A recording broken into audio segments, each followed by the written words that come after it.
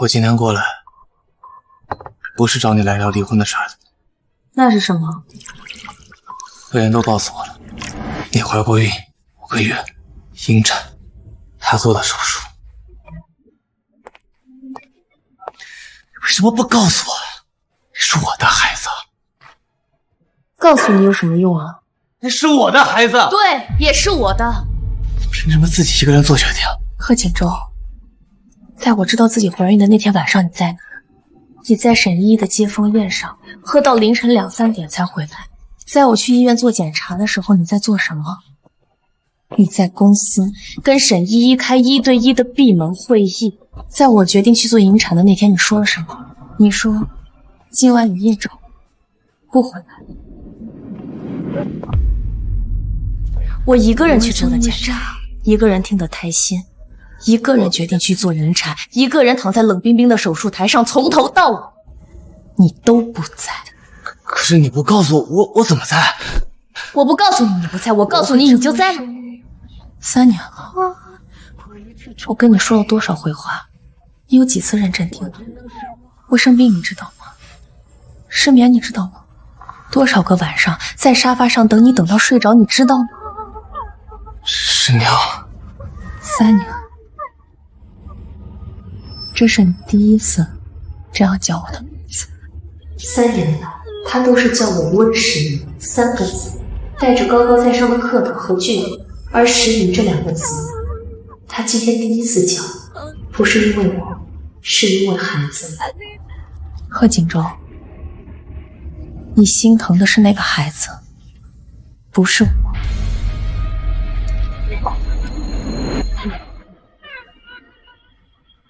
请回。师娘，我最近想了很多我们以前的事儿，你难道一点都不怀念我们以前那些美好的回忆吗？我们以前还有美好回忆吗？我们还没结婚的时候，你颁奖我都会陪你去，还有刚结婚的时候，你会去公司给我送你做的饭，还有什么？你陪我去领奖，是真的替我高兴吗？你只是想让所有人都看见你娶了个多么耀眼的女人。在我这个战利品到手了，你就开始惦记下一个战利品。所以我送饭你没胃口，我想去旅行你没时间，不管我说什么，你都是回头再说。你娶了我，转头就忘了我这个妻子。贺锦州，你怀念的不是我，是你如何赢得一个女人的那场仗。我现在只恨我当初为什么会看上你，爱上你，然后让你轻而易举地得到我，忽视我，欺负我。师娘，我错了，我求你再给我一次机会好吗？3年前你有无数个机会，现在没有了。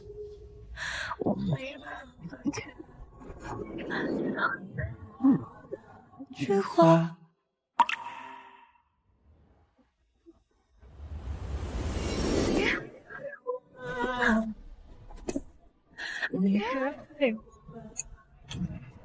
不是心软，是累。跟一个人耗了3年的力气，不是说断就能断的。但我必须断，因为如果我现在心软，未来等着我的还是无尽的回头。怎么样？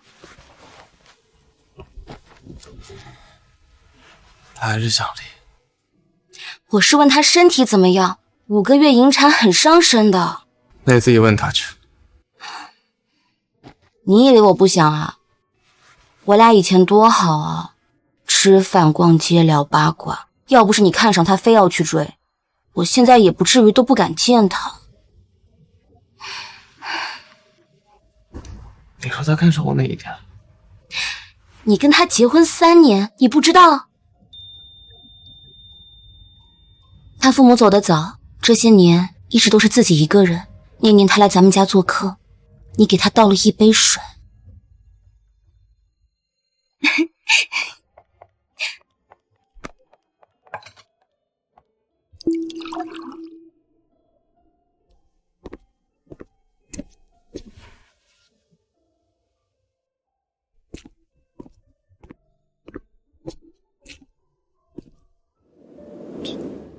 就这？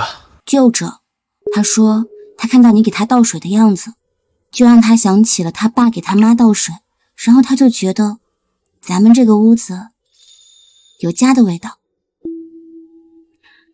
但就这么简单的爱意，你也没抓住啊。那我就重新再追他一次。这世上还没有我贺锦州追不到的女人。锦州，我在准备明天行业大会的发言。去做引产那天，医生问我为什么不要这个孩子？要离婚了，不想生。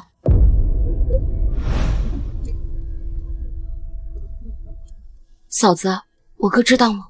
不知道，也不需要他知道。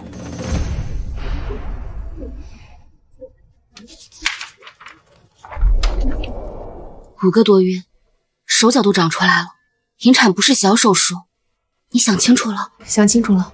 嫂子，贺医生，你现在是我的主治医生，不是我的婆家人。该签字的我都签了，知情同意书也摁了手印。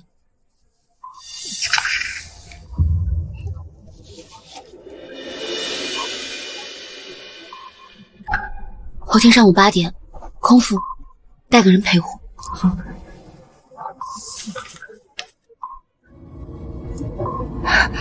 嫂子，我哥跟你3年了，他对你是有感情的。3年，我嫁进贺家1095天，他跟我说过最多的一句话：今晚有应酬，不会来。我不知道，那算什么感情？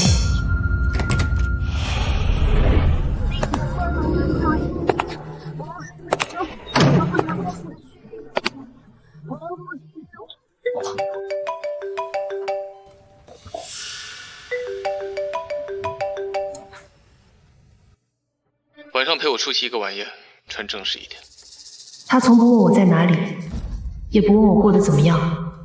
3年来，他给我打电话只有2个目的：一是通知，2是吩咐。听到了吗？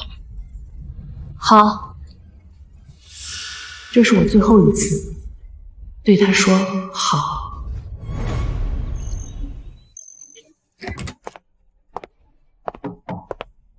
太太，这是先生送来的礼服。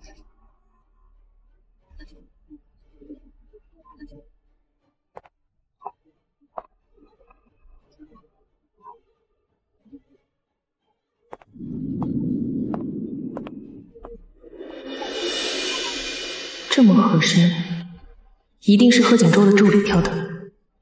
他的助理甚至比他更了解我穿什么尺码。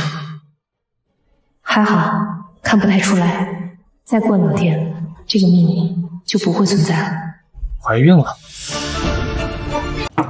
快点，楼下等你。怀孕就让她好好休息。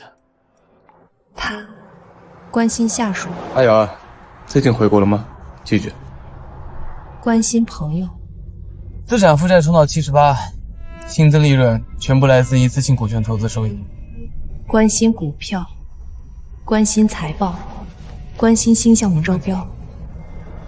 路上40分钟，4、5通电话，没有一个字跟我有关。本市青年才俊贺锦州，年仅32岁便跻身财富榜单，成为上榜者中最年轻的企业家。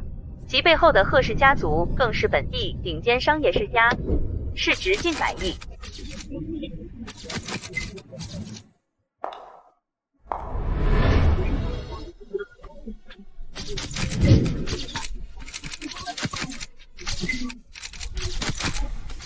而我，温实宁，他名义上的妻子，在所有人眼里，他压根就没背景，就是也没学历。靠运气嫁入豪门的普通女人。贺总和他挨得还真近啊！就是，他们哪里知道，这个动作不是亲密，是掌权者的所有权，是让其他男人不得靠近我的宣誓。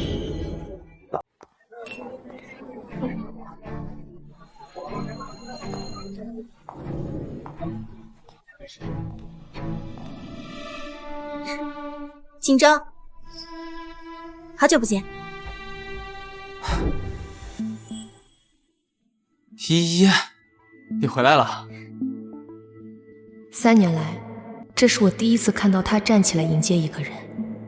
上周刚回到，本来想早点联系你，但又害怕打扰你工作。这位就是嫂子吧？经常听锦州提起你。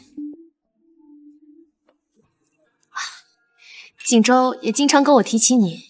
贺锦州的白月光，青梅竹马，留学5年，刚回国的商业才女。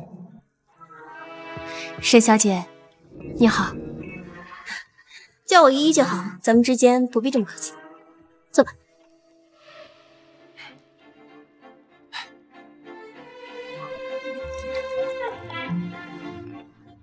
好久不见。下个前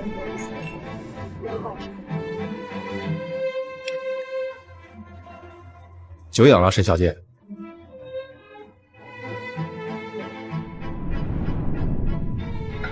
一意不胜酒力，这杯酒我喝了。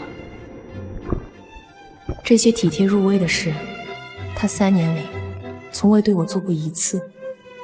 每次晚宴，我坐在他身边，都像一个透明的摆件。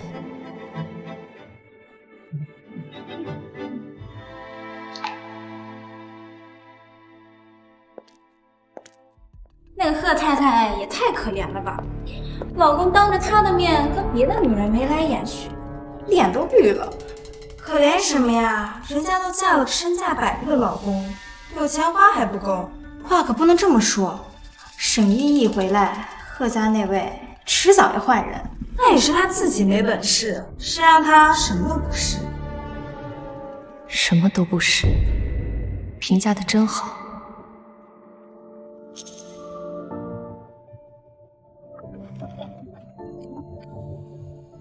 该结束了。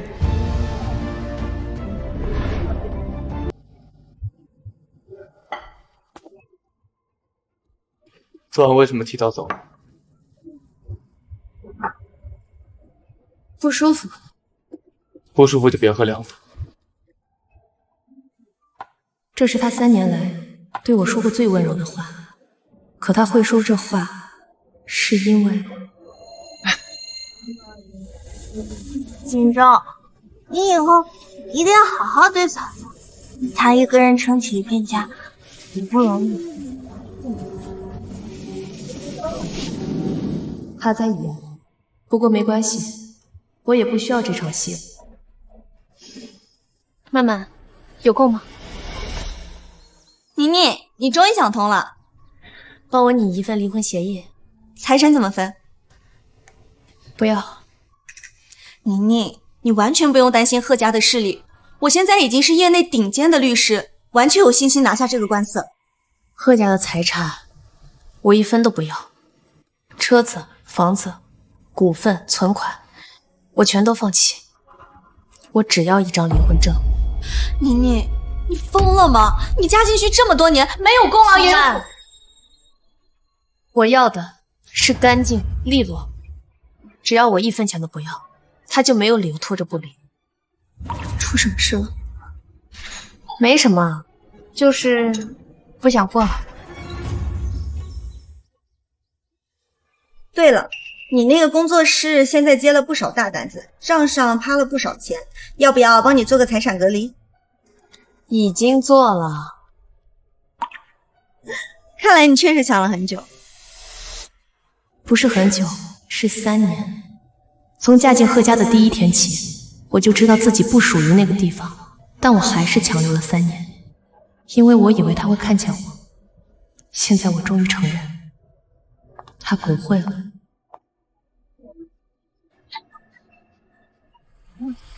回来啦。依依来家里做客，我留她晚上吃晚餐。你跟王姐说一声，让多准备2个菜。我的婆婆让我去吩咐保姆给别的女人夹菜。3年前，我第一次听到这样的话会难过，现在不会了。好。嫂子，我简单吃点就行，不用太麻烦。他不是在挑衅，也不是轻视，他的眼神里是一种我才是这个家主人的笃定。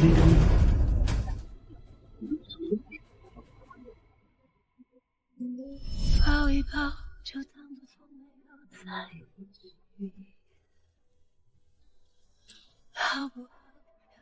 3年的东西不多，我嫁进来的时候只带了2个箱子，走的时候也不会多1件。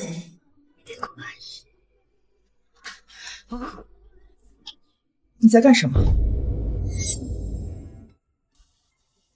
收东西。收拾什么东西啊？我要跟锦州离婚。你说什么？离婚？你再给我说一遍。我要跟贺锦州离婚。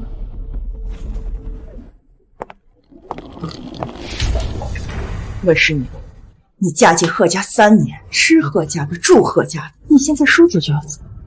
我不从贺家带走1件东西。你以为这是你想来就来、想走就走的地方吗？那您的意思是，我不想走也得走吗？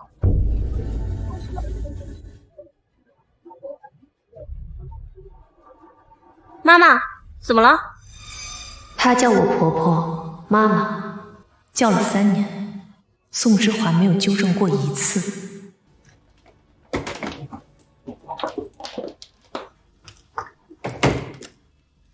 嫂子，你这是？沈小姐，这个位置以后就是你的了。温世宁，你今天敢走出这个家，就永远别回来！我不会回来了。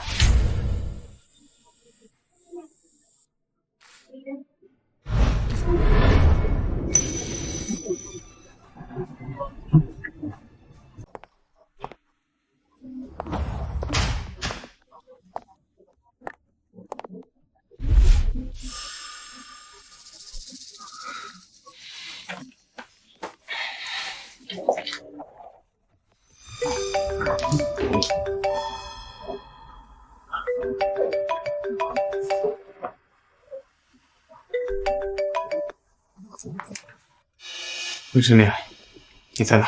外面。回来。贺锦州，我说了，我要离婚。你又在闹什么脾气啊？因为昨晚的事。不是脾气，协议上写的很清楚，我放弃所有财产，只要你签字。不签。那就走法律程序。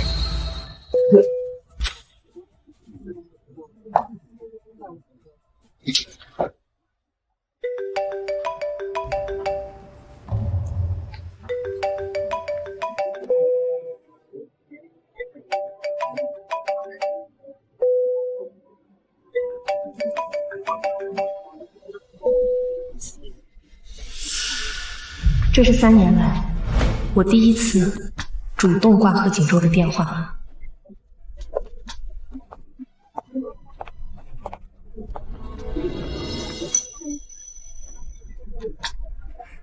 之前瞒着贺家买下的这间公寓，这才是我真正的家。贺总，温世宁呢？温姐在里面。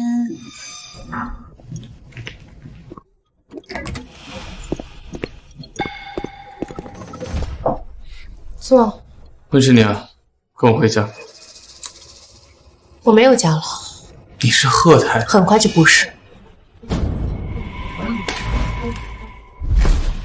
我不要房，不要车，不要赡养费，不要任何财产分割，只要你签了字，以后我们就各走各的路。不签。为什么？没有为什么，贺家不离婚。那你爸妈20多年前不就离了？温世宁，你到底想怎样？我说了，离婚。是因为沈依依。贺锦州，你也太高估你自己了。不是因为谁，只是因为这段婚姻根本就没有意义。温世宁， 3年了，你从来没有跟我说过这种话。3年了，你也从来没听过我说话。回头再说。回头再说这4个字，就是我们这段婚姻的缩影。所有我的事儿都是回头再说。我过生日，他让我回头再说。我身体不舒服，他又说我身体不太舒服。回头再说。我想出去旅行，他还是锦州，我们去这儿吧。回头再说。哎，好。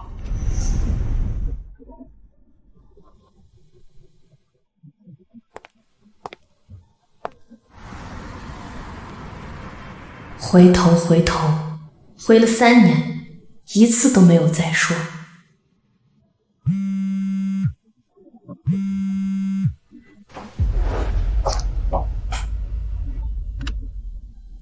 他什么反应？不签。他不签的话，分居2年可以单方面起诉，或者你有其他证据，家暴、出轨、转移财产。他没碰过我，他没有打过我，也没有碰过我。我们结婚3年，同床共枕的次数用1只手数得过来。最后一次是4个多月前，就是那一次，我怀了孕，也是那一次，我看到了他和沈依依的消息。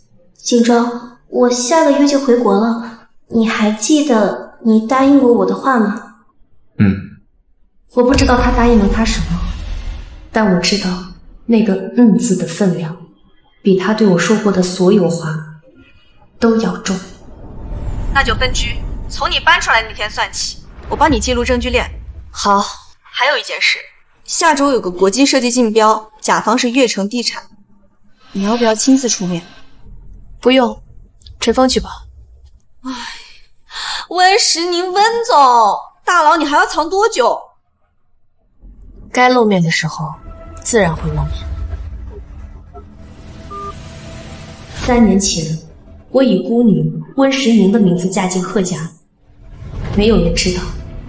问这座城市最神秘的设计工作室，估值2个亿的行业黑马，背后站着的人就是我。也没有人知道我的母亲姓江，江城制药集团。温姐，有个客户来了，点名要见您。谁？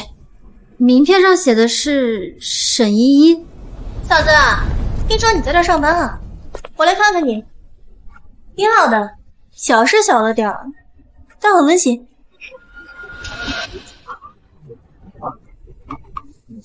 沈小姐，有事吗？也没什么大事，就是来告诉你，锦州已经同意我搬进楚国了。妈妈也很开心，说家里终于热闹。那恭喜你啊！嫂子，你不生气吗？毕竟你可是锦州名义上的妻子呢。我生什么气啊？你不也说了，我只是名义上。我不是这个意思。沈小姐，你今天来这儿就是为了跟我说这些啊？我来就是想告诉你，锦州不会跟你离婚，贺家也丢不起这个。但你继续耗在贺家也没什么意义。不如我们坐下来聊聊，要多少钱你才肯放手？王林，送客。温实宁，沈小姐，你好像搞错了一件事。不是你没让我走，是我自己要走。区别在于，我不要贺家1分钱。你会后悔的。我后悔的事只有一件。什么？嫁进贺家。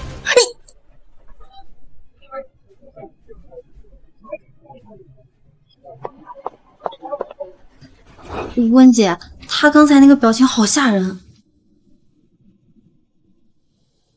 悦城地产最大的合作伙伴是贺氏集团，这个项目如果拿下来，问和贺氏之间的业务关联就会更深。但如果我现在撤出来呢？还不是时候，该走的棋一步步走，该翻的牌一张张翻，急不得。嫂子，明天的手术你还做吗？我需要确认。照常，明天一切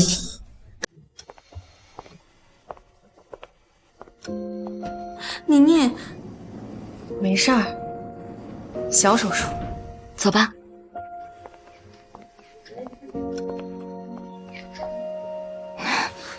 嫂子，我昨晚一夜没睡。这事跟你没关系。我没告诉我哥，但我真觉得这个孩子……贺言，你是个好医生，做好你该做的事儿就行。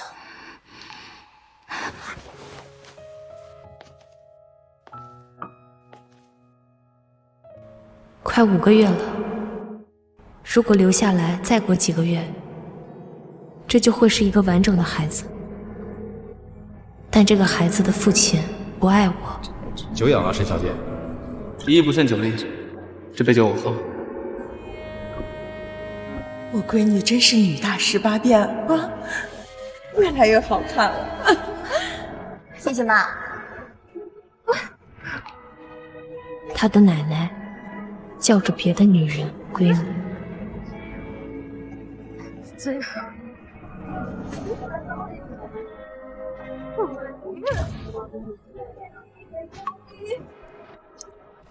我不要你生下来，生活在一个没有爱的家庭里。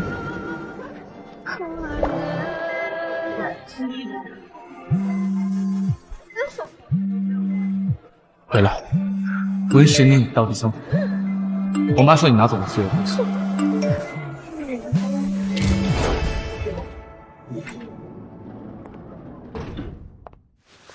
你做的什么手术？刚才护士跟我说让你注意休息至少1个月。小手术。魏时宁，你怀孕了？你引产了？贺锦州的孩子？没有了。你苏曼，别问了。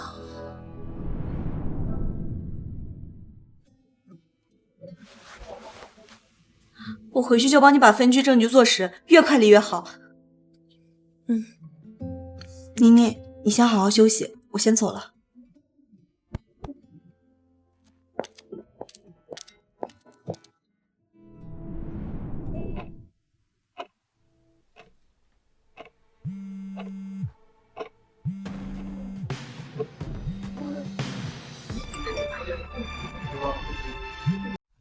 回来，温实令到底想怎样？我妈说你拿走了所有东西，你不回来我就当你同意了。依依今天已经住进来了。同意了？他连我搬走3天都等不了，就迫不及待地让沈依依住进来了，甚至还要发一条短信通知我，像是在施舍我最后的体面。祝你幸福，离婚协议请尽快签。拉黑还留着痕迹，删除才是真正的干净。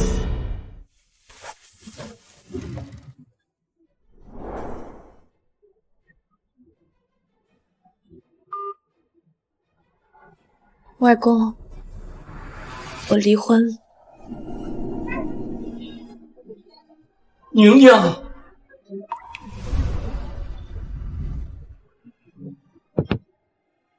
外公，回来就好，回来就好啊！来来来，坐。是不是贺锦州那个鬼小子又欺负你了？不是，是我自己做的决定。哎呀，打小就倔，跟你妈一样。说吧，外公能帮你做点什么？不用，外公，我自己能处理。孩子，听我的，回家吧。江家的大门永远为你打开。我知道你不想用江家的名号，外公尊重你，但要是谁敢欺负你，你……外公，我知道。我的外公江伯年，江城制药集团创始人，坐拥100亿身家，我母亲是他唯一的女儿，母亲20年前嫁给了我父亲，跟江家断了联系。后来父亲出事，母亲也走了，只剩我一个人。外公找了我10年，终于在我读大学的时候找到了我。他想给我江家的一切，我没要。我想靠自己，所以我用温诗妮这个名字活了26年，考大学，创办问工作室，嫁进贺家。没有人知道我是谁，包括贺锦州。他以为他娶了一个毫无背景的普通女孩，可以随便对待，但他不知道，他口中那个什么都不是的妻子，设计过的项目比他谈过的合同还多。他更不知道，贺氏的市值之所以能在3年里翻倍，有多少是因为问工作室在背后默默铺路。但这些都不重要，我不需要他知道，我只需要他签字。孩子，要照顾好自己的身体，江家那永远都是你的啊！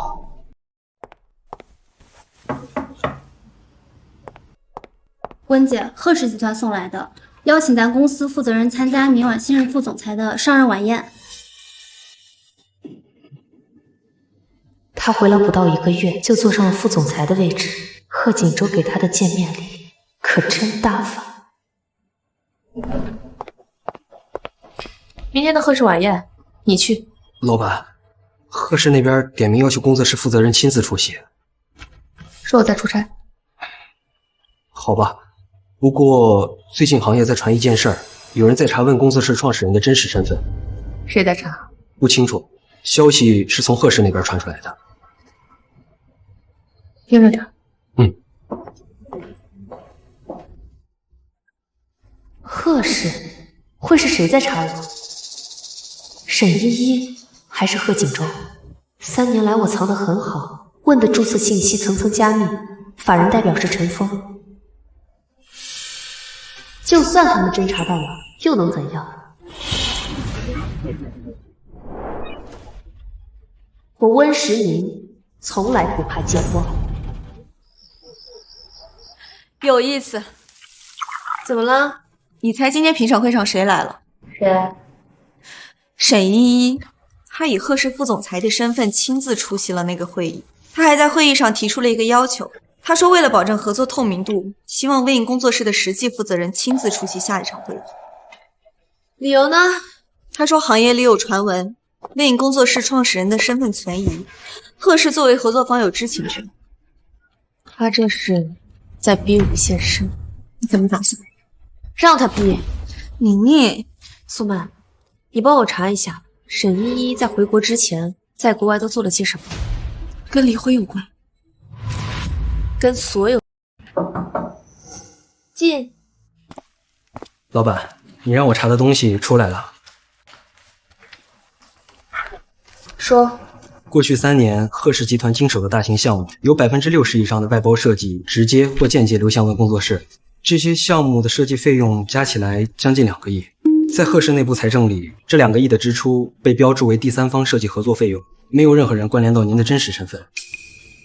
也就是说，贺氏现在只知道他们在跟一个顶尖的工作室合作，但是却不知道这个工作室的老板就是他们老板的老婆。对。但现在沈依在查这件事儿，如果查到您头上，会拿这件事大做文章，您不担心？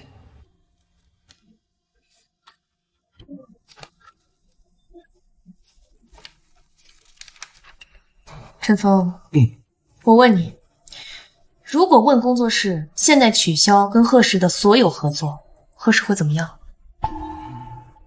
短期内不会死，但会很疼。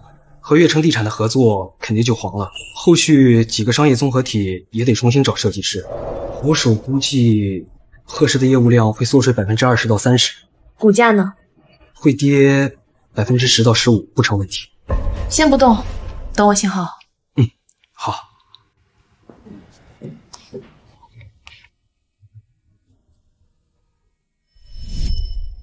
3年来，我以问工作室的名义，默默替贺氏集团做了无数次嫁衣，最好的设计方案，最优惠的合作报价，最高效的项目交付，不是为了贺氏，是为了贺锦州。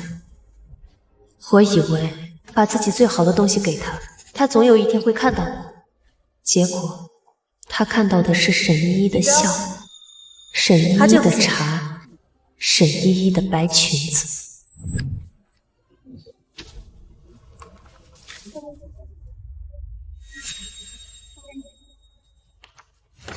这笔账我不跟他算了，但从今天起，问工作室不再为贺氏书写，我能给的，我也能收。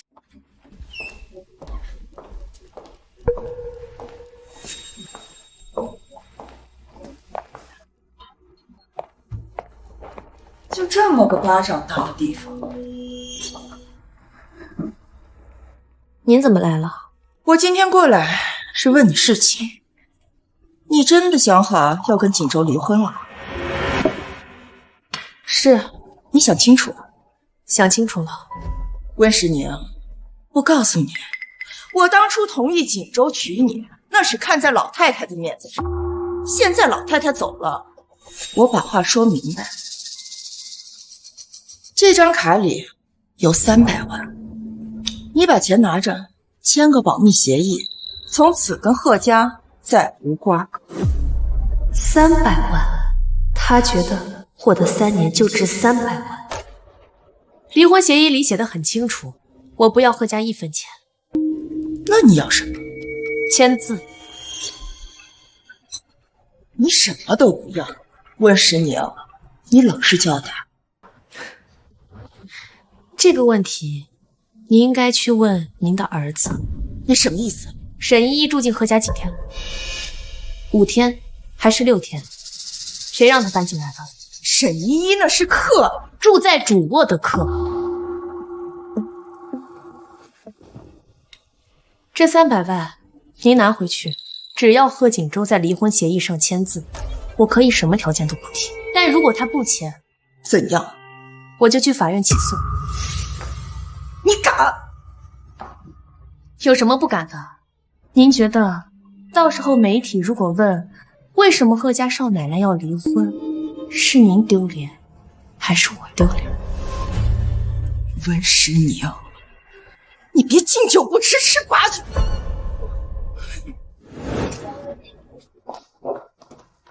这样。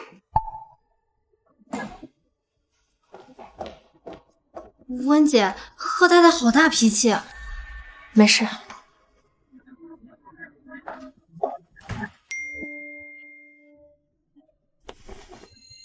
沈依依的背景查出来了，你一定要看看她。我一会儿就过来找你。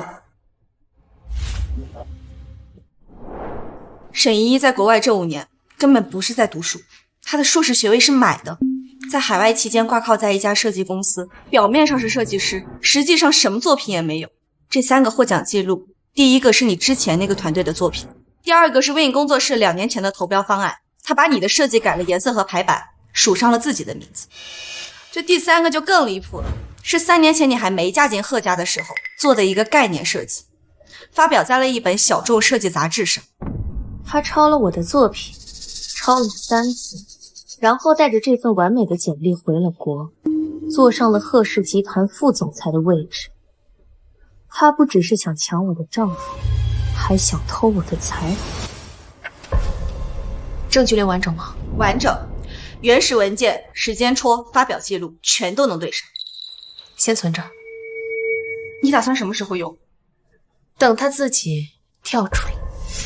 宁宁，你冷静的让我害怕。冷静，不是冷静，是3年来我吞下的所有委屈，终于。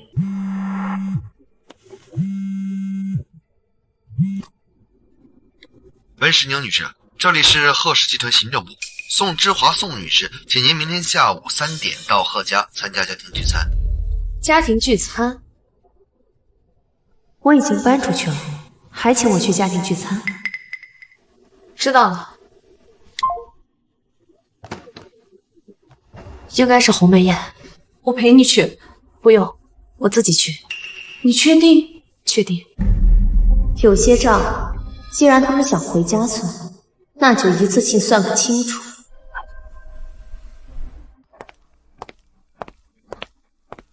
温小姐来了，里边都在等您。温小姐，不叫我少奶奶了。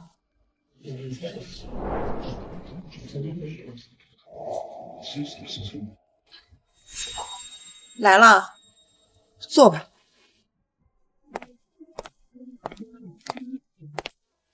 石宁啊，听说你要跟锦州离婚，这到底是怎么了嘛？这两口子过日子哪有不磕碰的呀？你看这锦州条件多好呀！贺生，今天叫你过来，不是为了别的。锦州的意思是不离，你的意思是要。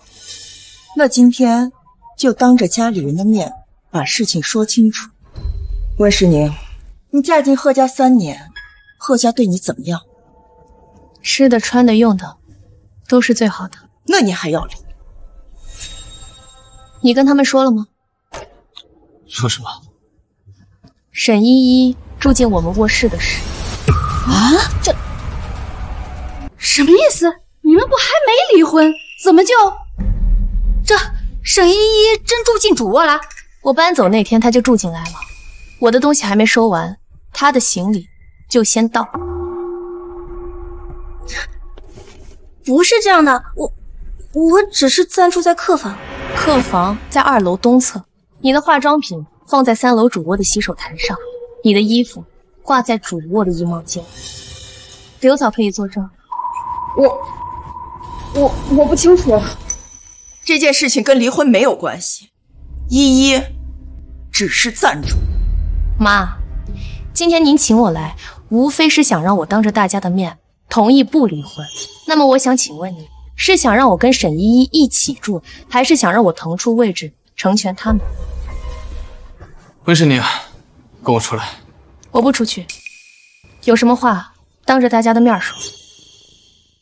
3年了，他应该是第一次在我脸上看到这种表情，不是顺从，不是忍让，不是温柔，而是平静不可撼动的决意。贺锦州，你要是再拖着不离，明天我就去法院上诉。起诉书我已经拟好了，理由是感情破裂，证据包括分居记录以及第三者介入。沈小姐，你的名字会清清楚楚地出现在起诉书上。温世宁，你敢！敬酒不吃吃罚酒，这句话是您上次送给我的。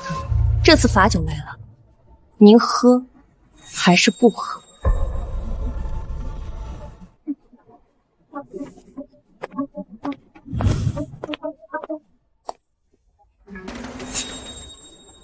我只给你们3天的时间考虑，3天内贺锦州要是还没有在离婚协议书上签字，那么第4天一早，诉讼书就会直接送到法院。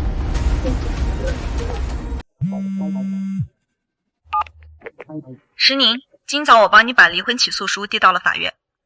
辛苦了。不过你要做个心理准备，中午12点消息就传开了，不是我传的，是法院系统里有贺家的人。猜到了。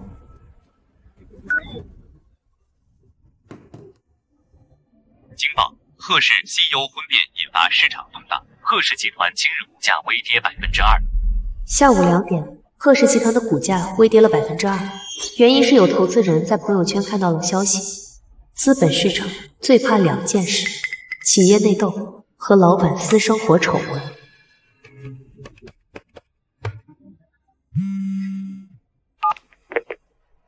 撤诉。签字。温世宁，你是在威胁我？贺锦州，我在走法律程序，我有权起诉，这是法律赋予我的权利，不是威胁。你知道你在干什么？贺氏今天的股价那是你的事。你，贺锦州，3年里你让我等了无数个回头再说，现在我不等了。你可以选择签字，干净利落，也可以选择继续拖着，看法院和舆论会让贺氏股价再跌多少。你变了。不是我变了，是我不装。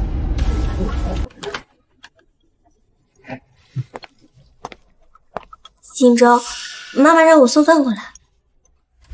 明白。好。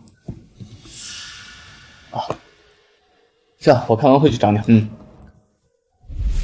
不是我练，是我装。累了吧？出去。他是不装了。是啊，他婚前是那样。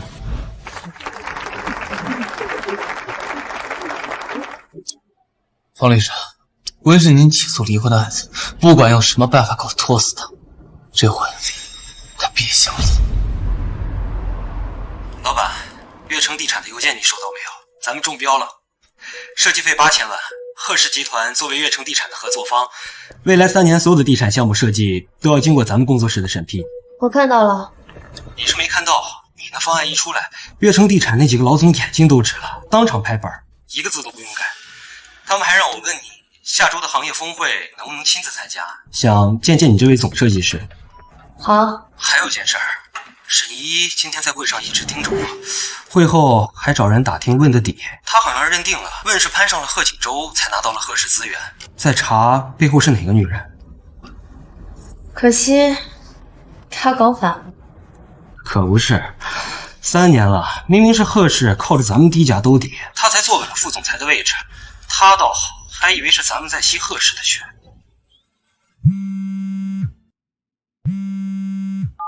是你，贺锦州在找人调解离婚官司，你明天得去趟法院。温女士，贺先生的意见是双方和解，撤回起诉，恢复婚姻关系。贺先生同意以下让步：第一，沈一小姐立刻搬出贺家别墅；第二，贺先生将在1个月内安排一次夫妻旅行。夫妻旅行？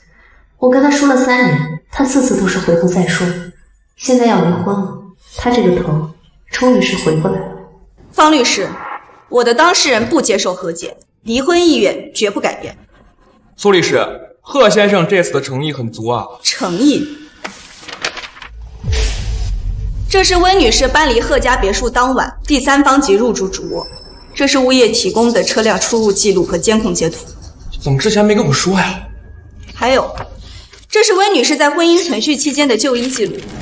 苏曼。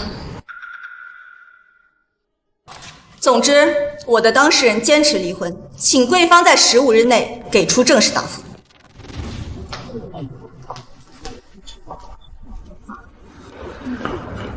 什么就医记录？与你无关。我们现在还没有离婚。作为你的丈夫，我有权知道我妻子的身体状况。贺锦州，已经晚了。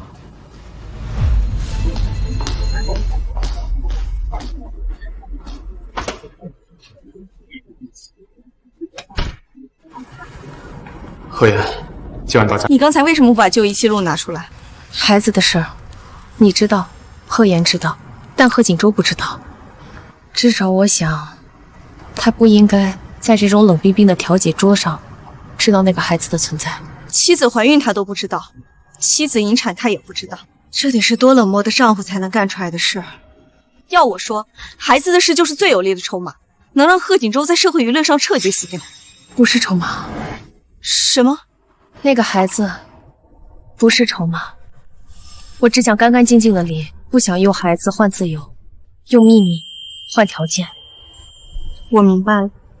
如果他不签字，那我就等。法律规定，分居2年就可以判离，我等得起。那你自己呢？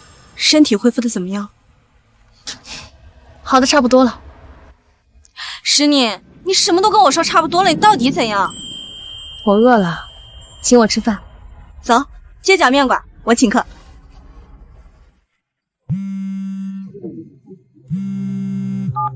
温石英女士，我是都市设计杂志的记者周凯，我们正在做一期关于温工作室的专题报道，想请温的创始人接受采访，请问您方便联系吗？你怎么找到我的？有人提供了线索，说你可能了解温工作室创始人的真实身份。如果温的创始人愿意出面，我们愿意开出100万的独家合作费。我不认识什么温工作室的创始人，你们找错人了。怎么了？有记者在挖温工作室。谁放的风？猜猜，沈依依？他在竞标会上碰了钉子，查不到 Win 的底，就找媒体来施压，是想把你逼出去。先让他得意几天。诗宁，你到底在等什么？我在等一个完美的时机。他没想到时机。Win 工作室创始人身份成谜，质疑声四起，暗指 Win 涉嫌抄袭海归设计师沈依依。老板，网上都在说我们抄袭，我们要不要发声明啊？不用，让他们说。可是，陈峰，你信不信我？信。那就等着。沈依依在国外的履历大半都是注水的，她挂靠的海外事务所 Lumina Studio 在去年就已经注销，但我查到这家公司的法人代表赵明辉是贺氏集团总裁的前员工。海外投资部直属 CEO 管辖。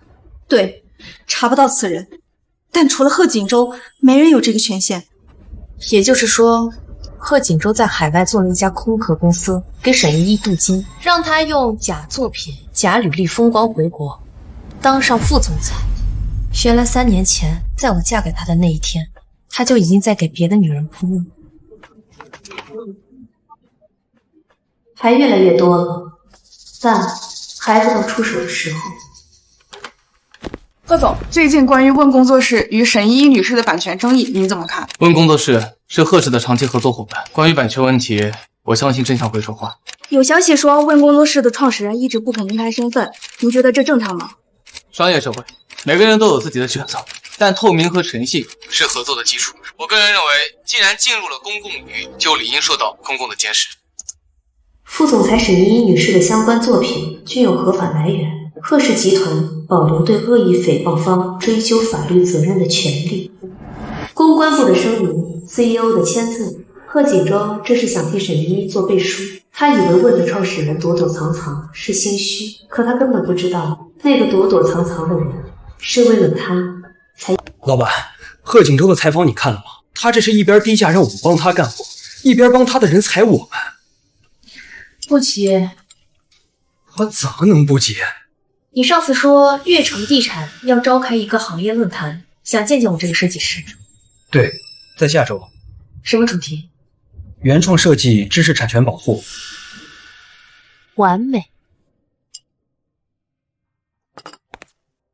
致悦城地产尊敬的赵总，下周的行业论坛，问工作室创始人愿意亲自出席并发表主题演讲。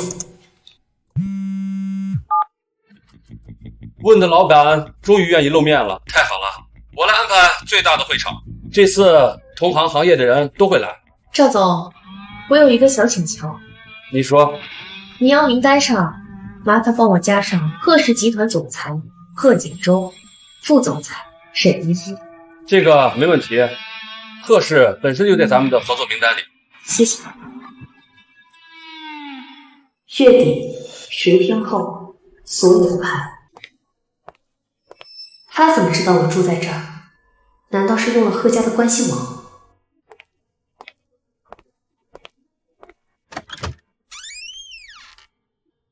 进来吗？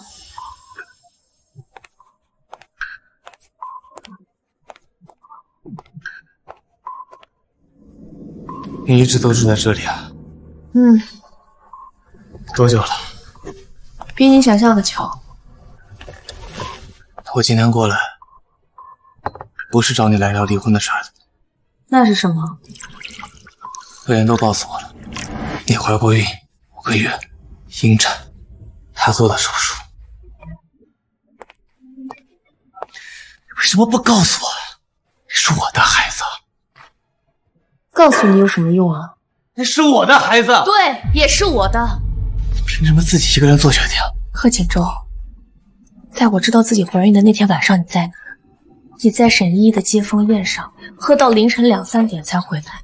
在我去医院做检查的时候，你在做什么？你在公司跟沈依依开1对1的闭门会议。在我决定去做引产的那天，你说了什么？你说今晚你应酬不回来。我一个人去做的检查，一个人听得开心。一个人决定去做引产，一个人躺在冷冰冰的手术台上，从头到尾，你都不在。可是你不告诉我，我怎么在？我不告诉你你不在，我告诉你你就在了。3年了，我跟你说了多少回话？你有几次认真听了？我生病你知道吗？失眠你知道吗？多少个晚上在沙发上等你等到睡着，你知道吗？师娘，3年，这是你第一次这样叫我的名字。3年了，他都是叫我温时明3个字，带着高高在上的客套和距离。而时明这2个字，他今天第一次叫，不是因为我，是因为孩子。贺锦州，你心疼的是那个孩子，不是我。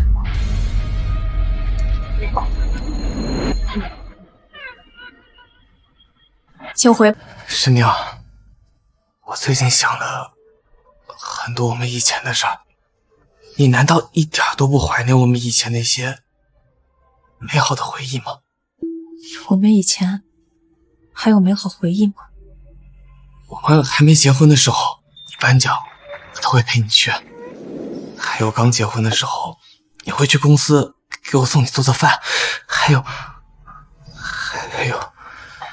有什么？你陪我去领奖，是真的替我高兴吗？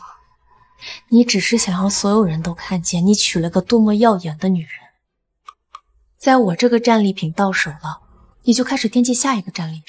所以我送饭你没胃口，我想去旅行你没时间，不管我说什么，你都是回头再说。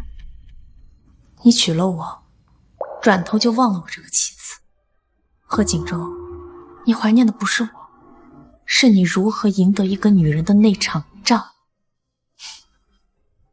我现在只恨我当初为什么会看上你，爱上你，然后让你轻而易举地得到我，忽视我，欺负我。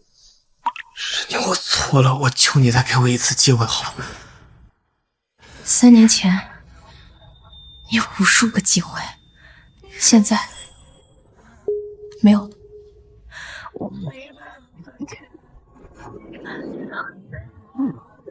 菊花。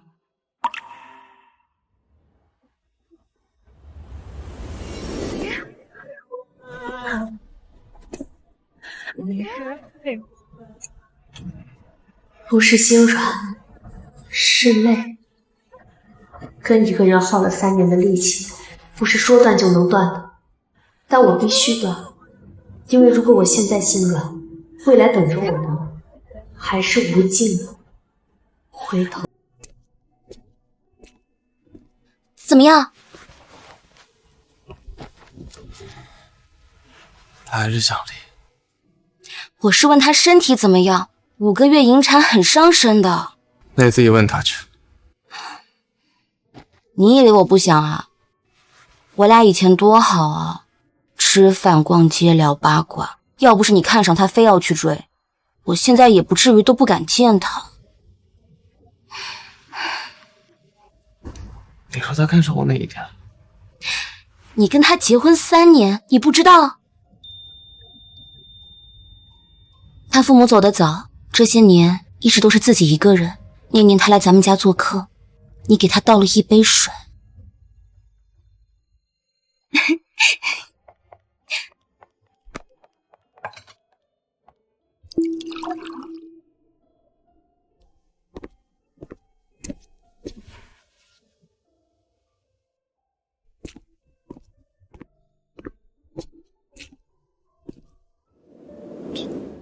就这。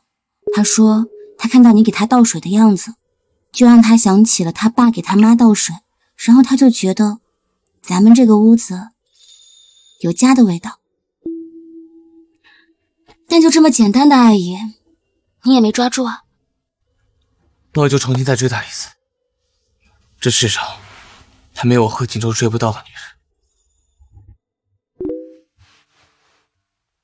锦州，我在准备明天行业大会的发言稿，你能来我家帮忙看看吗？我看到石妮发朋友圈，说他明天要去参加悦城地产的。我一直觉得问这几年出手的项目，哪一个不是行业标杆？你说他真的会去抄沈依依这样一个新人吗？谁抄谁还不一定呢。我现在只好奇一件事，问背后的那个创始人今天到底露不露面啊？业内传了这么多年的大佬，今天总算有机会见见真神了。我一直很期待跟这位前辈当面交流，我的作品都有据可查，欢迎当面对质。贺氏相信自己的团队，也相信沈副总的能力和品行。如果问工作室不能证明清白的话，请尽快向我司道歉。可惜，要让你们失望。我一直很期待跟这位前辈当面交流，我的作品都有据可查。贺氏相信自己的团队，也相信沈副总的能力和品行。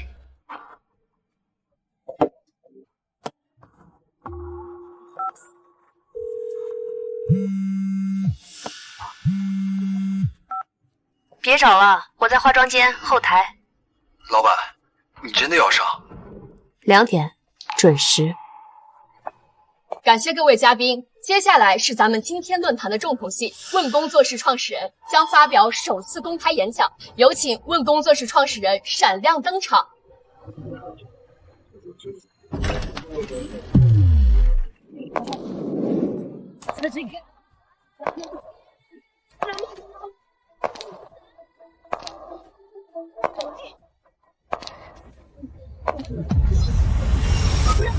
怎么可能是他？竟然是他！贺锦州的妻子竟然就是问的老板。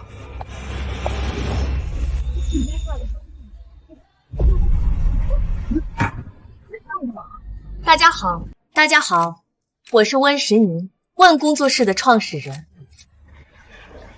今天我们论坛的主题是原创设计知识产权保护，没有什么比亲身经历更有说服力。正是3年前我画的一份概念设计，发表在《精锐设计》杂志第47期。这是某位海归设计师的获奖作品，发表时间是2021年6月，比我的原稿晚了整整1年3个月。问工作室的每一件作品都有区块链存证，时间不可篡改，数据不可伪造。而这家所谓的海外设计公司在贺氏名下，注册资金仅1万美元。他的法人代表没有任何的设计背景，成立2年后注销。他的唯一功能就是为某一个人伪造完美的履历。怎么会查到这些呢？我没有点他的名字，从头到尾一个字都没提，但所有人都知道我在说谁。最后我想说，问工作室成立了5年，一共完成了127个项目，总设计营收3.6个亿。每个作品的原始文件和版权证书全部上传到了论坛的公开数据库，任何人可以随时取阅查证。这就是问的答案。谢谢大家。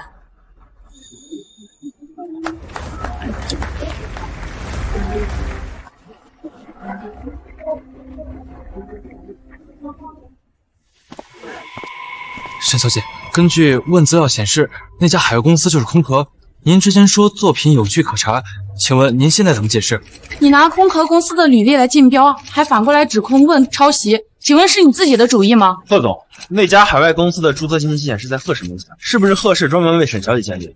您和沈小姐是什么关系？贺总，您刚才说相信自己的团队，现在证据确凿，您还要坚持为你需要道歉吗？那种眼神，我从没在他脸上见过，不是愤怒，不是震惊，而是一种迟来的、无法挽回的恍然，像是有人告诉他，他手里一直握着一颗绝世钻石，但他却亲手把它当成了玻璃弹珠。贺总，从这个月起，问工作室取消与贺氏集团的所有合作。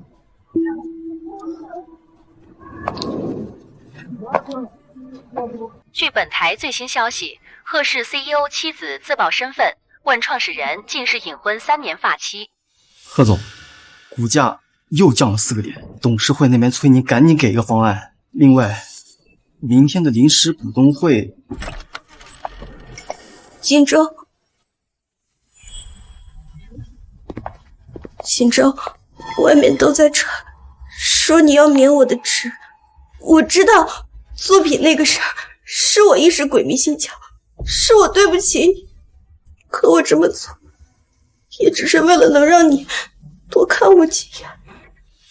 当年要不是我们家替贺家扛下欠债，那我们家就不会破产。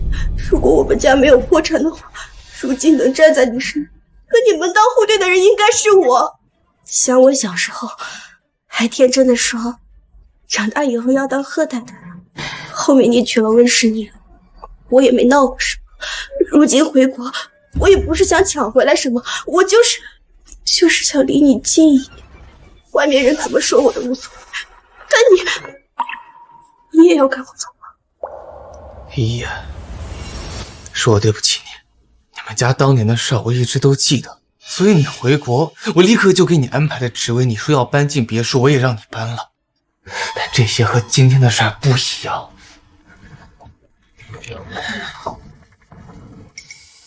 你工作履历有问题，你的公司海外注册信息是挂在贺氏名下，董事会看到了，那些媒体也看到了，所以不是我要免你的职，是我不得不处理了。要不然明天董事会他们开除的就不是你，是我。我知道了，我什么也没有了，我没有家人，没有朋友，也没有地方可以去。锦州，你能不能先不要把我从家里赶出去？我真不用，你住着，不用搬。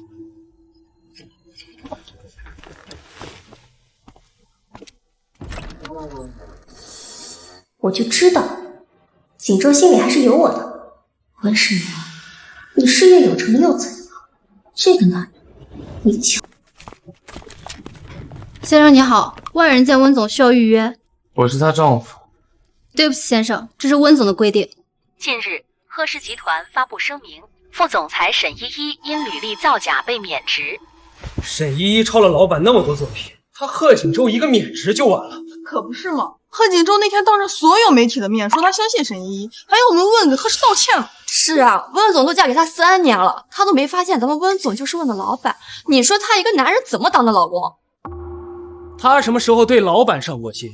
我敢说，他连老板早上吃没吃饭他都不知道。我之前的确是太忽视他了。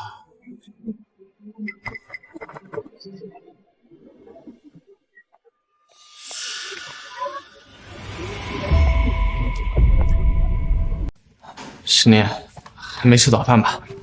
给你买了的。谢谢，放那儿吧。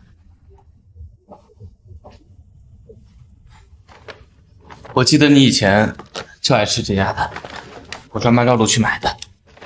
拿铁、半糖，我没记错吧？人的口味是会变的，现在我已经不喜欢这些了。说吧，什么事儿？你能不能跟我回去一趟？我想给你看一样东西。我从你家搬走的时候带走了所有的东西，现在你家没有什么我可留恋的。你回去一趟，如果你看完之后还是没有改变心意的话，我就同意跟你签字离婚。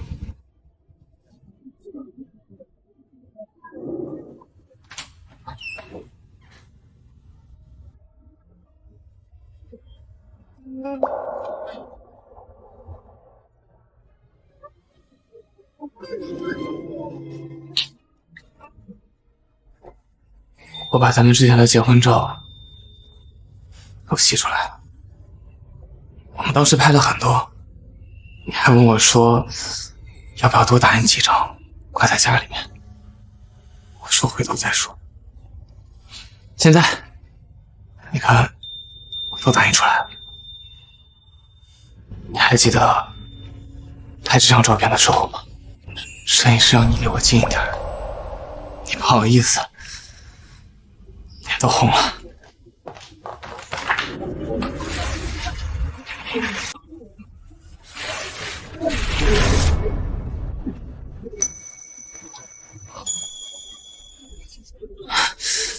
是不喜欢这张吗？你看看这个，这个。贺锦州，你以为的美好回忆，只是你喜欢的，不是我的。醒醒吧。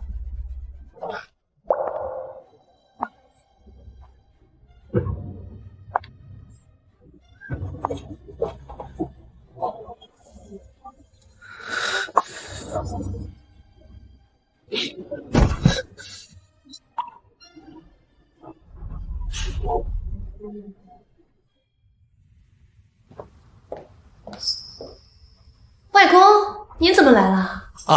路过，顺便来看一看。不错，真不错呀，有你妈妈当年年轻时候的风骨。外公，如果您今天来是为了继承江氏的事，那我很抱歉。不了。过去一直催着让你回家继承江氏，那是担心你个女孩子在外边打拼太辛苦了。现在看来，你不仅做成了8000万的设计大单，还拥有悦城地产这样的大客户啊！外公这心里彻底踏实了。对了，江城药业明年要建一座新的总部大楼，这个设计呢就交给你来做，怎么样？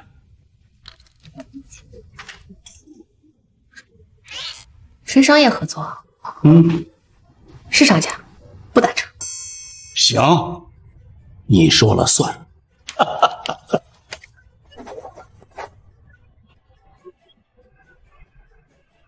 师弟出事了！爷爷好。好那你们忙，我走了。记着，明天中午回家吃饭。好。贺锦州的律师刚刚联系我，他说希望我们把诉讼离婚撤下来，改成协议离婚。他今天早上来找过我，不像是会同意协议离婚的样子。不是他的意思，是董事会。你之前公开身份，贺氏的股价当天就跌了4个点，后来沈依依被免职的事情上了头条，又跌了2个点，这几天又接连跌了几次，董事会坐不住了。他们希望把贺锦州离婚对公司的影响降到最低。他们说，如果我们愿意撤诉，调解金可以给到这个数。协议离婚可以，不过这笔钱，成立一个基金会吧，去救助那些有先天性残疾的婴儿。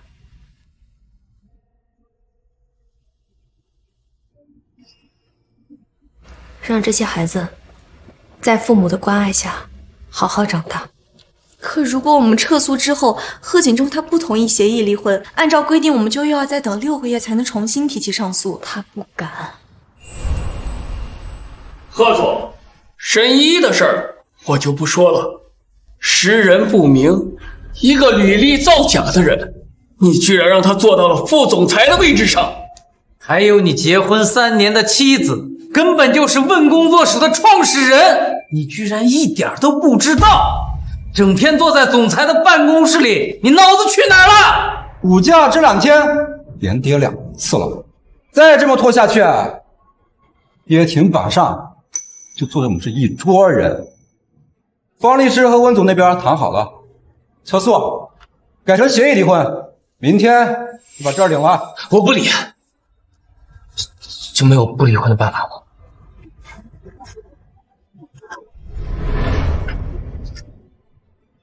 信息确认无误，2位如果确认没有任何异议，就请在上面签字。从今天起，将正式进入30天离婚冷静期，冷静期满后30日内，双方必须亲自来领证，否则将视为撤回离婚申请。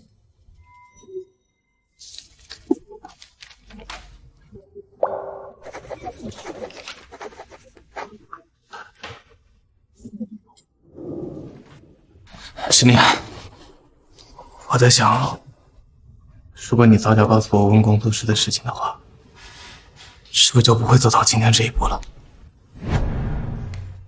你问过我工作室叫什么名字吗？问过我累吗？烦吗？需要帮助吗？如果我早知道，那又怎么样？不过是会多看我一眼，回家多跟我说2句话而已。贺锦州，我不想以一个顶级设计师或者是身价过亿的身份，才能赢得你的喜欢和尊重，那样太不值钱了。沈念，我错了，我真的错了。以前是你跟我说的话我没有听，你做的事情我没有看见，但是现在我看到了，并不是因为你是问的老板，而是因为我终于发现这3年里，你为我做了多少，而我还什么都没有还。沈念，我真的不能没有你。你舍不得的到底是温时宁还是问？是你，一直都是你啊。那你把贺氏集团 CEO 的位置辞掉吧。既然像沈依依这种人，你都可以让她坐上贺氏集团副总裁的位置，那我对你这么重要，你为我辞职吧。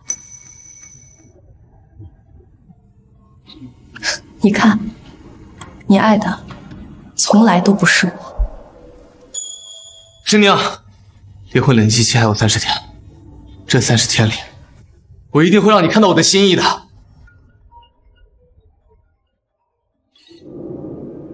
回头再说。喂，外公，我马上回来吃饭。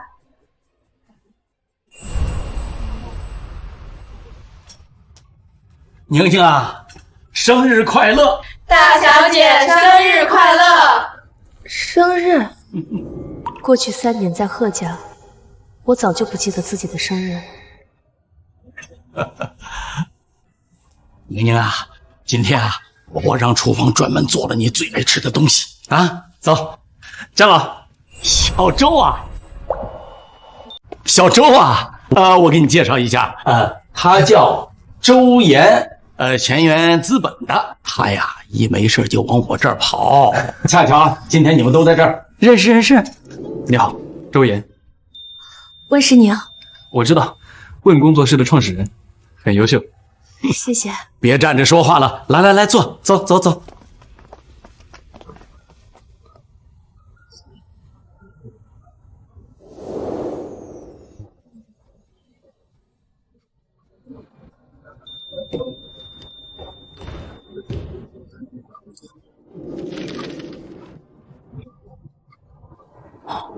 又偷偷看你小师妹了。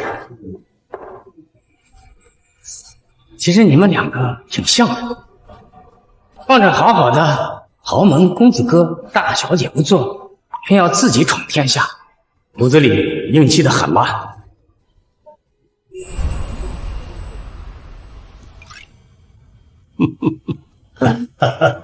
我们是不是之前见过？是，海城大学建筑与设计学院，我比你高2级。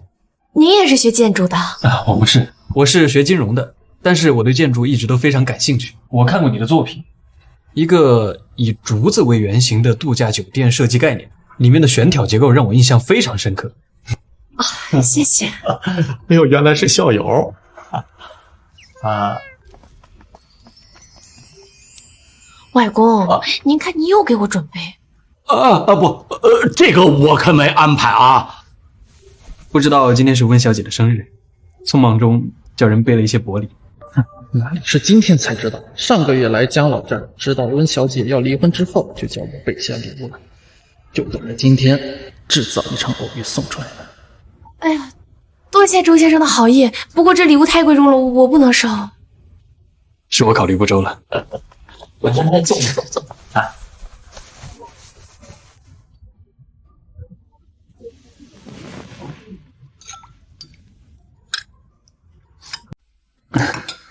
没事没事，烫着了，哎，快快！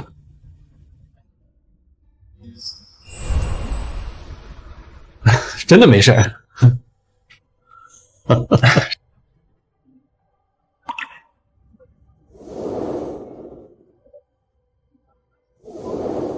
贺锦州的爱真廉价。是不合口味吗？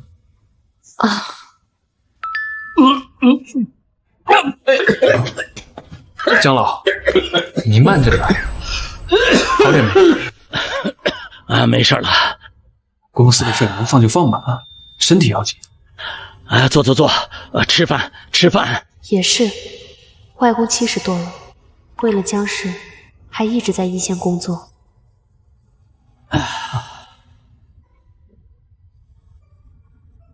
外公，公司的事儿，您教我吧。啊，我想好了，问我要做，江氏我也要学。以后我不想让你一个人撑着。哎呦，那就太好了！我明天就让人安排啊！哎呀，小周啊，我就盼着这一天呐！多谢你呀！来，吃饭吧，吃饭啊！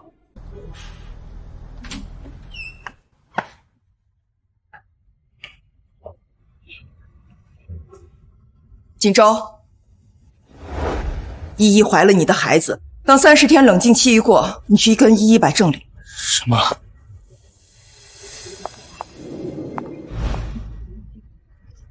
锦州，是真的，我怀了你的孩子。不可能，我根本都没有碰过你，怎么可能怀了我的孩子？锦州，你忘了吗？我刚搬进来的那天晚上，你……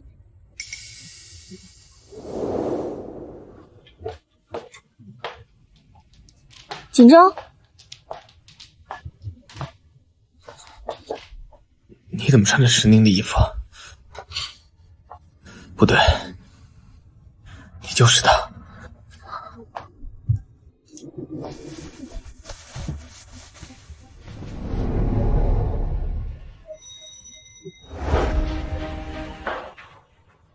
明天，锦州，你说什么？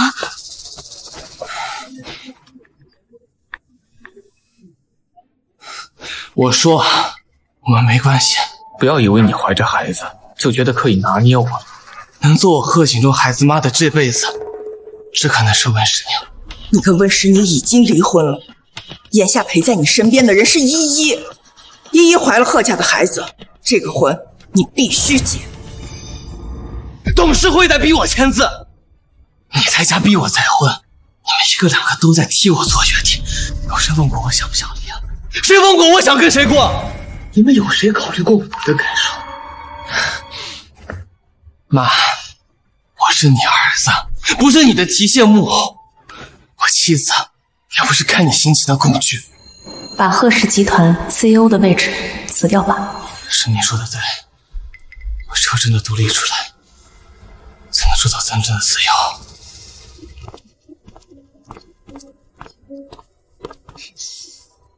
温石宁，你都已经离婚了还搞点紧张，我不会让你。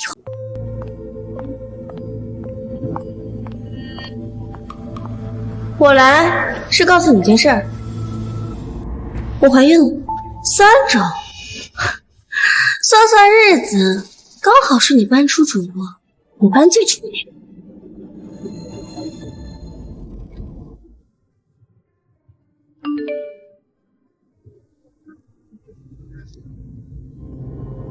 贺锦州让沈依依搬进主卧了，你还在医院吗？也是我流产的那一天。恭喜你，温石宁。我劝你趁早放手。我早就放手了，不放手的人是他。住手！谁让你打扰石宁的生活的？锦州，你还护着他？我肚子里可是有你的孩子，我们才是一家人。走。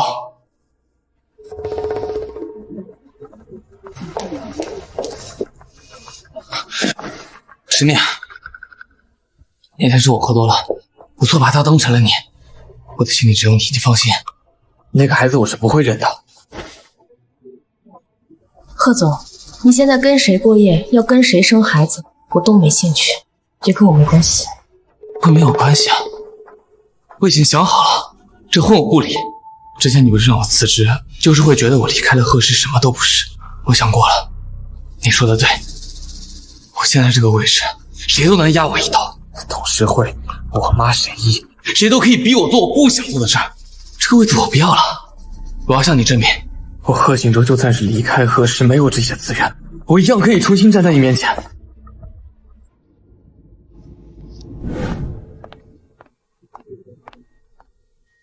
妮妮，我看贺锦州这狗皮膏药的样子，这冷静期一过，万一他不肯离怎么办？是得想个办法，让他彻底放手。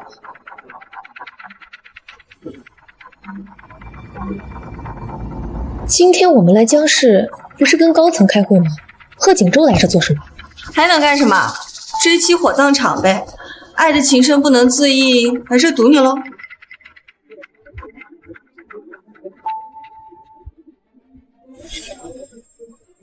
他竟然想要江氏的投资。苏曼，通知高层会议延迟，另外放个风声出去，就说江氏制药新上任的女总裁是一个年过半百，身材极度丰满，私生活极度混乱，且喜欢对长得帅、年轻的男下属关怀备至的老女。啊？他不是表现的对我有多情深，口口声声说要追求我吗？那我现在就给他一个真正追求我的机会。听说了吗？咱们公司发生了一件大事。前段时间公司来个女总裁，哎呀，听说都50多岁了，长得跟脱钢炼一样。何止呢？听说他最喜欢在办公室里亲自指导那些年轻俊俏的男合作方。谁要是想要拿到合同啊，指不定得脱层皮呢。真的太荒唐了。浩总，我们江总这边有请。好，天啊，居然还敢去！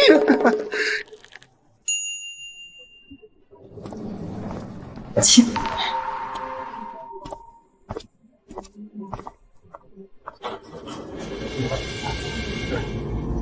又来一个送上门的俊俏小白狗，等会儿贺总上去，8时间古董茶都不剩了。真是有的他受的嘞。张总，我进来了。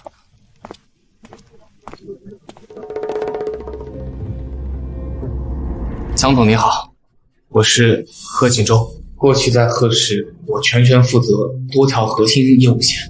如今我想脱离贺氏董事会，单独出来发展，特地带着新项目来向您争取投资。听说贺总在商业上的手段了得，可怎么连身边的人都管不好，放任那个沈依依简历作假、抄袭，还担任了贺氏的副总裁，差点连累了问工作室。江总您说笑了，我已经罢免了那个沈依的职务，彻底断绝了跟他一切往来。是吗？可我听说你最近还在打离婚官司，一个连自己家庭和婚姻都经营不好的人，我怎么相信可以经营好我们江氏的百亿项目？江总，在这段婚姻里，我问心无愧。是我那个妻子，她成天在外面跟各种各样的男人勾勾搭搭，甚至跟我结婚，都是为了偷我的财产。我究竟是下到什么地步，才会看上这么个厚颜无耻的男人？江氏可以给你投资，不过你得先处理好自己的家事。希望我们在下次见面之前，贺总在法律层面上是绝对的单身。好。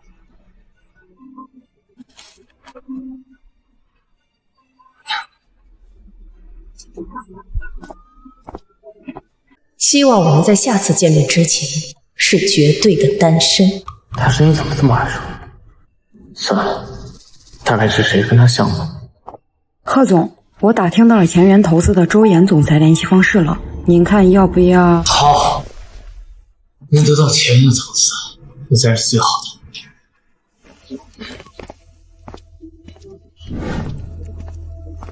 周总，贺氏的贺锦州带了个项目来，说是想和你谈谈合作的事。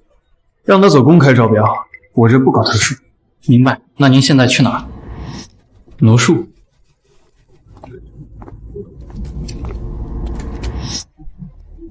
周总，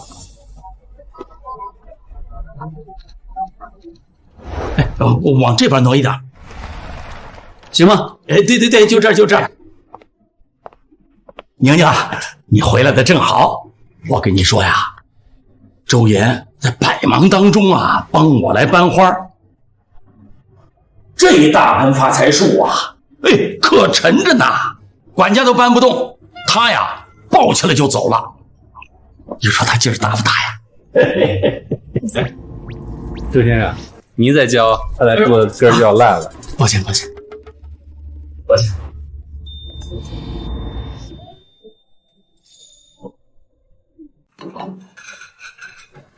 我说宁宁啊，你看你这个诗歌怎么样啊？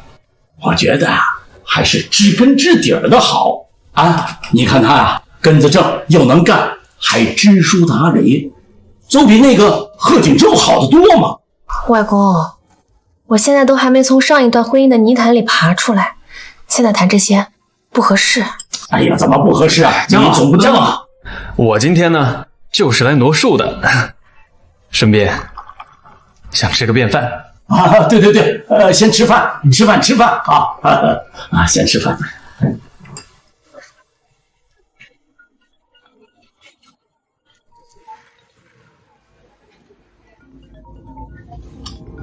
抱歉。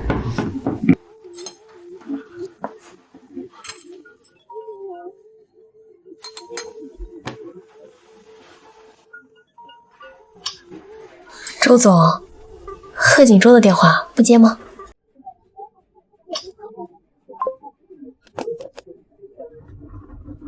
贺锦州最近满世界的找人拉投资，想脱离贺氏单干。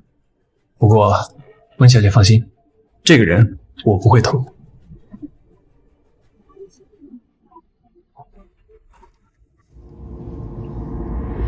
今天天气很好啊，太阳很不错啊，是月色很不错。他这是在找话题，想跟我聊天吗？真可爱。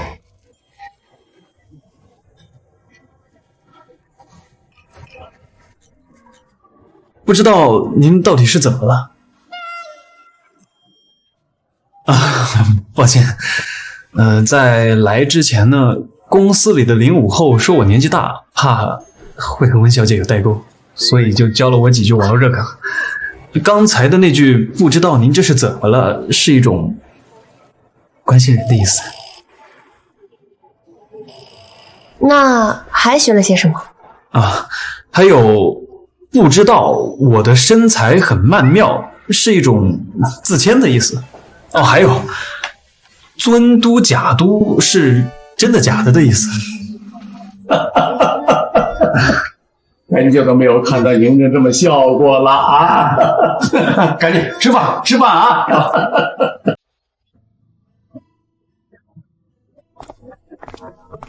听说你最近要离婚，有什么需要我帮忙的，尽管说。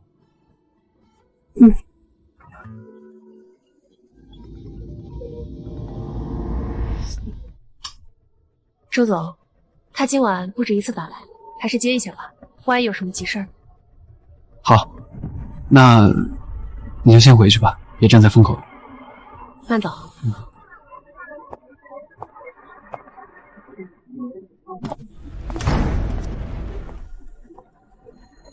贺锦州是个极其看重自尊和分寸的人，即使再想拉投资，他也绝对不可能在被拒之后这样毫无体面的死缠烂打。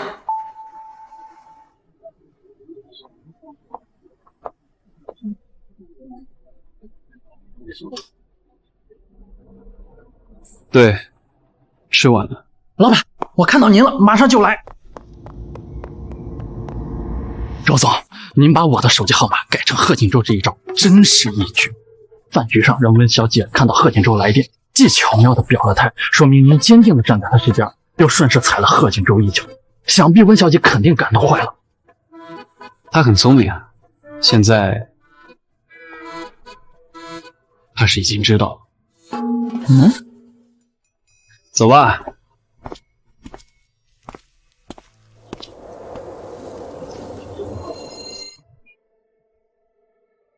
温小姐放心，这个人我不会投。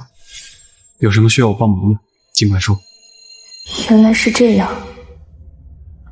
可是贺锦州，你用你那3年的冷漠和残忍，让我失去了爱人的力气。现在面对别人递过来的真心和假意，我竟然连……贺总，解释一下，你私下联系悦城地产的周岩，想拉投资另起炉灶，这件事董事会没有收到任何报备。贺总一边坐在贺氏总裁的位子，一边在找出路。贺总，你是拿贺氏当跳板吗？让依依的事情才过去几天，股票还没涨回去，你就给董事会捅了这么一刀。贺总，我看你这个位置坐腻了。董事会的意见很明确，罢免贺锦州的总裁位置，即日生效。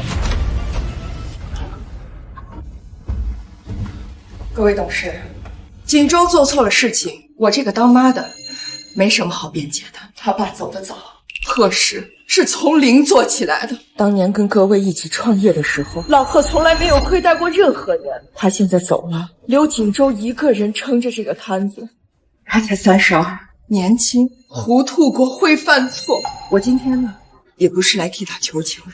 他做错了，董事会该怎么罚怎么罚，但罢免。老贺如果还在的话，你们会当着他的面把他的儿子赶出公司吗？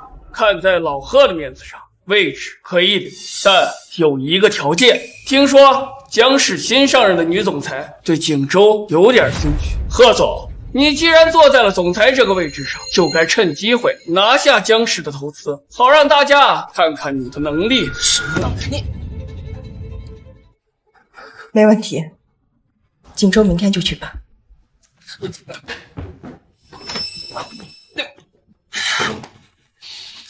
妈，你居然让我去讨好一个比你年纪还大的女人，你还不让我当你儿子吗？你不去，那个位子明天就换人。换人就换人，我本来就不想当这个傀儡了。不当傀儡，你告诉我，你离开贺氏你还能干什么？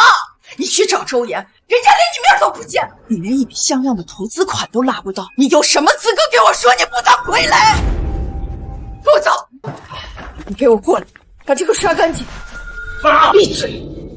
我当初跟你爸创办公司的时候，为了省点保洁费，天谈合同干项目，晚上来办公室打扫厕所。你现在站在我面前说你不当傀儡，那你倒是告诉我，你能吃得了什么苦？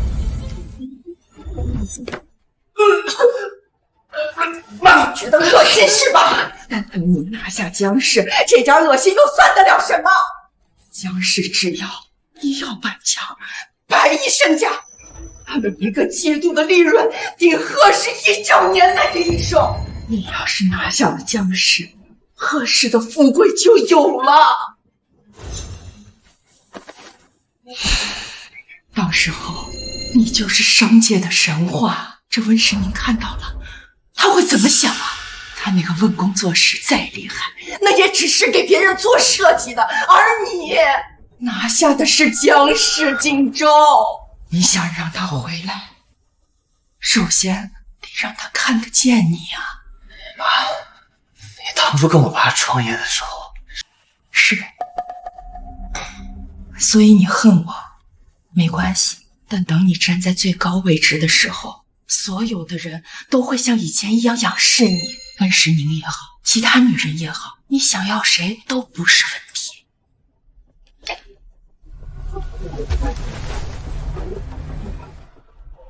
妈，让我觉得恶心，但我更恶心的是，我居然觉得你说的对。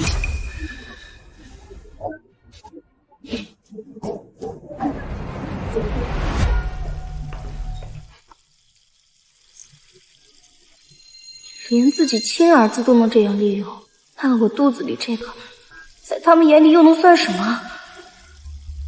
看来想从贺家拿钱，得换个法子。 30天冷静期已满，双方自愿离婚的话，在这里签字。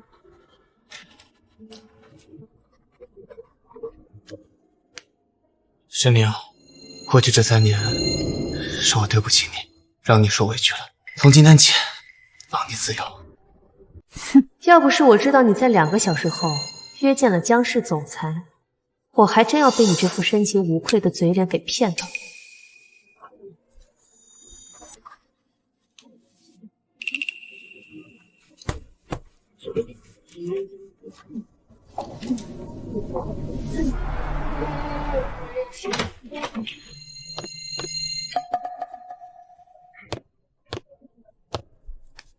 江总你好，我是贺氏的贺锦州，这是我们贺氏目前最诚心的医药大楼的合作方案。离过婚了？嗯。贺总跟那个给你戴绿帽子还图你财产的糟糕前妻离了婚，不应该放鞭炮庆祝吗？怎么脸色这么差，兴致不高啊？江总说笑了，虽然他百般不堪，但终究是有感情的。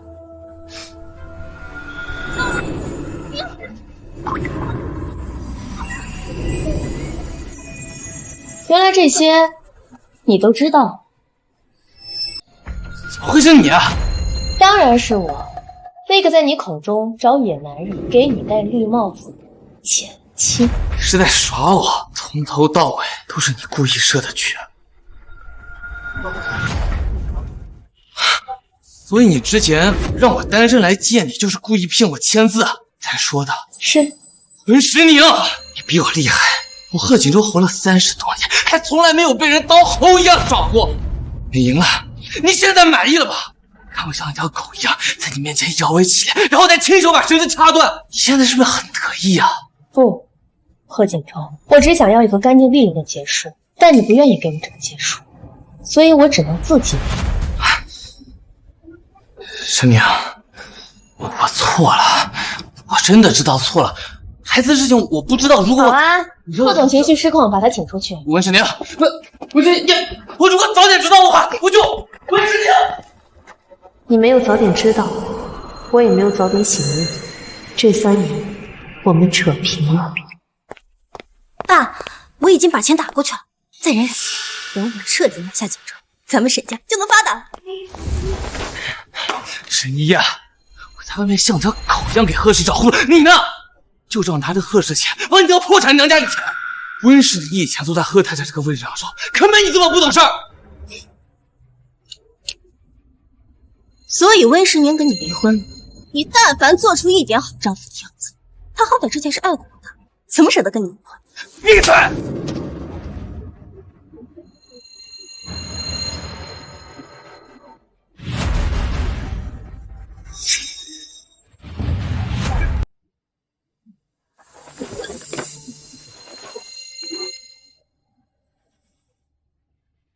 明天，这段贺氏总裁家暴致未婚妻流产的视频就会传遍全网，贺氏还能跌停几个停吧？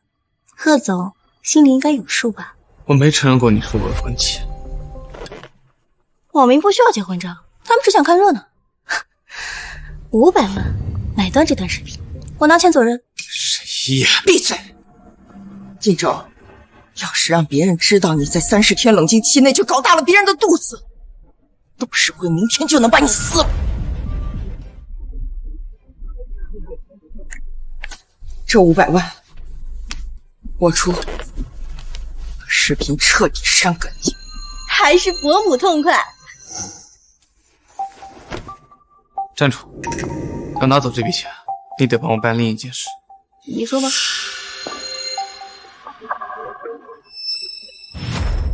据悉，问工作室创始人温石宁近日就任江氏董事长，传闻其与江氏前董事长往来亲密，职位来路存疑。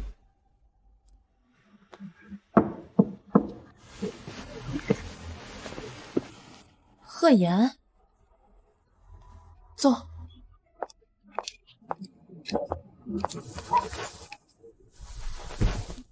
嫂子，不，石宁，我来是替我哥道歉的。今天的新闻是他让沈一找水军造的谣。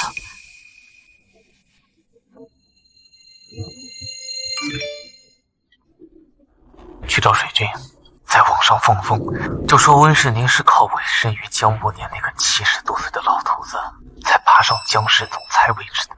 等他走投无路了，他就只能重新回到我身边。石宁，我不知道我哥怎么会变成这样，至少我以为他以前不是这样的。你嫁到贺家3年，我哥对你做了那么多过分的事，我从来没有说过一句公道话。现在他又用这么下作的手段，我真的没脸来见你。贺源，你不需要替他道歉，你是你，他是他，况且我们现在已经离婚了，所以你还是我的好朋友。今天谢谢你，我想把这份录音公开，可我怕他会因此他自己做的事情，后果就让他自己承担。贺锦州，你长的是脑子还是毒瘤？居然干涉江氏，你是存心想让贺氏破产，是不是？不是，那个录音是合成的，这是谁一旦陷害我？江氏集团发通知了，让你赶紧去公司楼下赔罪，快！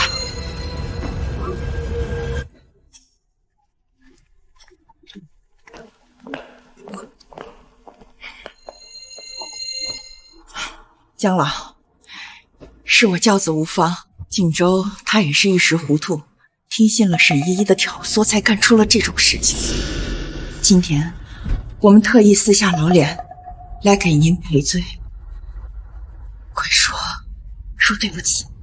贺锦州，你真的觉得自己错了吗？温氏，这个拜金女，宁愿天天跟江波年这个能当爷爷的老头混在一起，也不愿意踏入贺家。你让我恶心。他是我外公，她是我孙女，江氏的亲孙女，温的创始人。温氏你藏得够好啊！你放着这么多显赫的身份不告诉我，在贺家洗做饭，是为了看我笑话？我们结婚3年，你回过几次家？在你眼里只有算计、利益和高高在上的精英冷漠。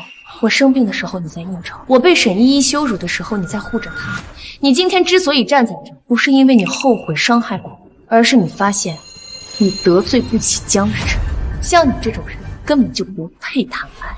贺氏的人都给我听好了，如果不把欺负我孙女儿的罪魁祸首处理干净的话，我江氏制药今天将对贺氏全面做空。不仅是江氏，我们前沿资本即刻起断绝与贺氏的所有合作。周岩，周总，我们2家合作这么多年，你为了一个女人要跟我贺氏断交？贺总，别太高看自己。这些年月城之所以容忍你，仅仅是因为看上了魏影工作室的设计。你还真把自己当回事了？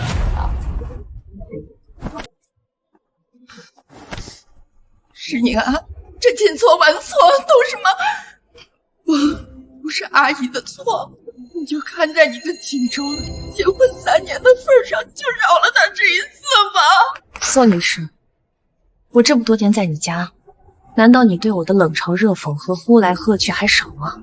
有其母必有其子，贺锦州变成今天这个唯利是图的模样，你公不可？外公，我们走。从即日起，我江氏旗下所有的医疗机构绝不允许他贺氏人踏入半步。通知下去，悦城地产名下所有的商业步行街和高端门店，即刻起将贺氏母子列入黑名单，永远禁止入内。周岩，你为什么会处处维护他？这个温氏你什么关系啊？我是他的追求者，少在这装生气人设。要不是看着他背后的江氏还有显赫的身份，像个狗要去贴着他。我在很早以前就已经爱上他，不管他是谁，对我来说都一样。温实宁也好，江总也好，落魄也好，风光也好，我都是追的。说起来，我还得谢谢你呢，你娶了一个自己不喜欢的人，倒把我喜欢的人放出来。江总。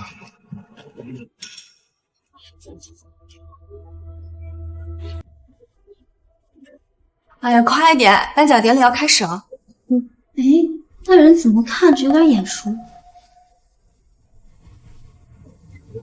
沈依依，就是那个抄温姐作品，履历全是造假的那个。我听说她后来找了好几家公司，人家一查她的记录就不要了。没想到在这干保洁，造了2次假，名声早就臭了。现在能有个保洁的工作就不错了。哎，是啊，听说贺锦州被贺氏踢出来之后，就一直在家待着，他妈到处托人给他找差事，但他呢拉不下脸，嫌这个丢人，嫌那个掉价，到现在还在家里靠他妈和他妹妹养着呢。行了，不关我们的事儿，走吧。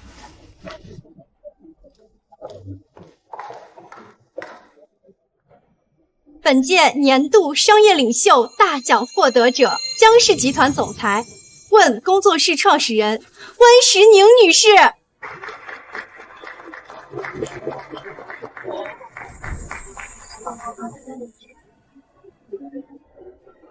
感谢组委会，这个奖属于问工作室，也属于江氏信任我的每一个人。以后我们会继续勇敢地往前走，闯出一条新的道路。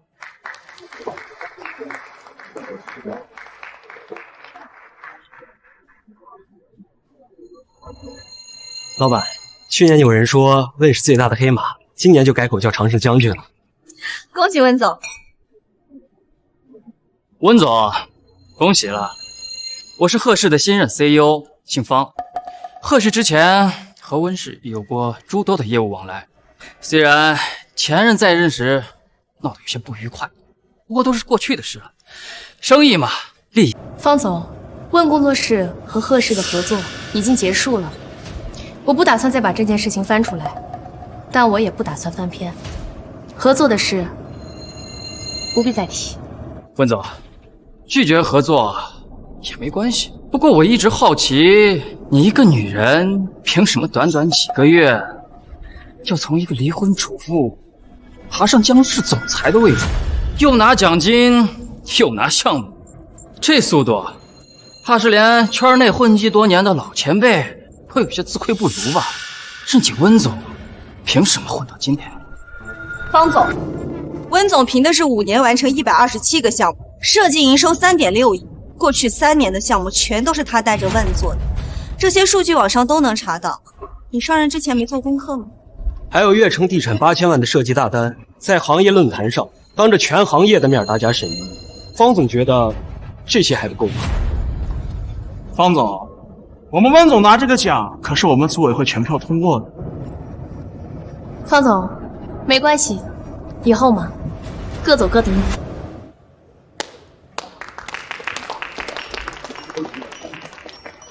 刚才那句话比台上那段获奖感言好多了。看来你这偷听的习惯还没改掉。哎呀，偷听不偷听都一样，别再祸害我的发财树。温小姐，能否认识一下？